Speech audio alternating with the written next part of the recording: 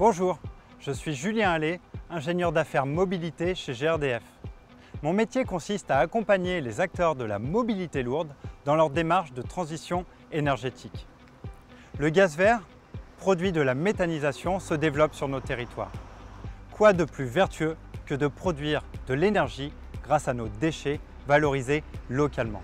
L'usage mobilité de ce biogaz est une solution mature, compétitive et immédiatement disponible pour décarboner le secteur du transport.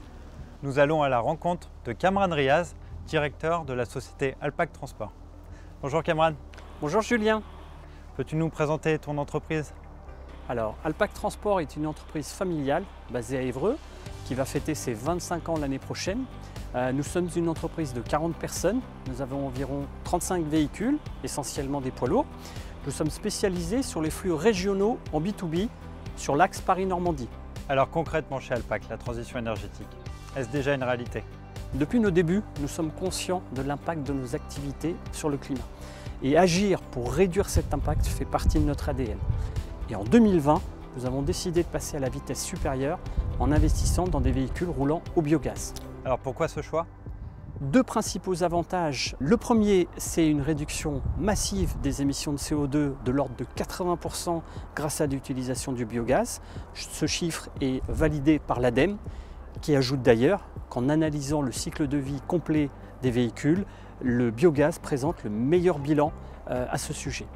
Le deuxième aspect, c'est des stations d'avitaillement publiques disponibles partout sur le territoire qui font que c'est une solution qui peut être mise en place très rapidement et très facilement dans le cadre d'une exploitation d'une entreprise de transport. Et justement, à l'échelle territoriale, une dizaine de ZFE, de zones à faible émission, sont déployées en France. Est-ce pour vous une contrainte ou une opportunité de développement? C'est une opportunité de développement, clairement. Il faut savoir que les véhicules biogaz bénéficient de la vignette critère 1. Alors concrètement, après un retour d'expérience de quelques années, êtes-vous satisfait du choix du biogaz et est-ce une solution compétitive?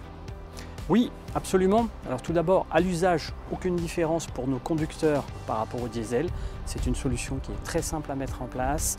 Les pleins se font en moins de 10 minutes. On n'a pas besoin de formation spécifique pour faire les pleins.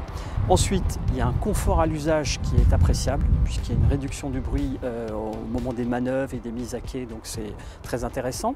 Sur le plan économique, alors certes, il y a un surcoût à l'achat, mais qui est en grande partie compensé à l'usage grâce au prix actuel du gaz. Les véhicules au biogaz bénéficient également du suramortissement.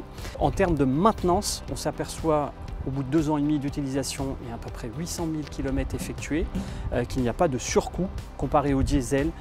Et comparé à d'autres carburants décarbonés? Alors, on constate que le biogaz est la solution la plus économique à date si l'on compare avec l'électricité et l'hydrogène. Et côté client? Les retours sont extrêmement positifs. Il faut souligner l'engagement de clients comme La Poste, Chronopost, Retailbox qui ont fait le choix de passer un certain nombre de leurs flux au biogaz avec nous. Où systématiquement dans les appels d'offres que l'on reçoit, il y a une option pour les énergies alternatives et on voit que le phénomène s'accélère ces derniers mois.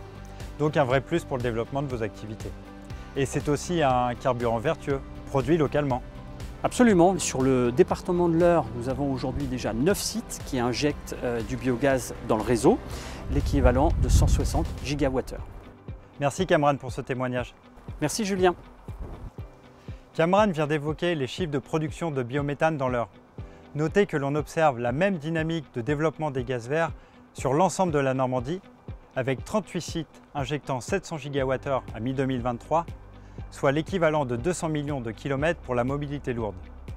Côté véhicules, bus, cars, bennes à ordures ménagères et poids lourds, le nombre d'immatriculations GNV a presque doublé entre 2020 et 2022. Rejoignons à présent Samuel Neuville, délégué régional Normandie de la Fédération nationale des transporteurs routiers.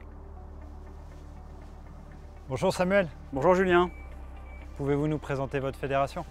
Bien sûr, la FNTR, c'est la première organisation syndicale professionnelle du secteur transport et logistique en France, avec 5000 entreprises adhérentes.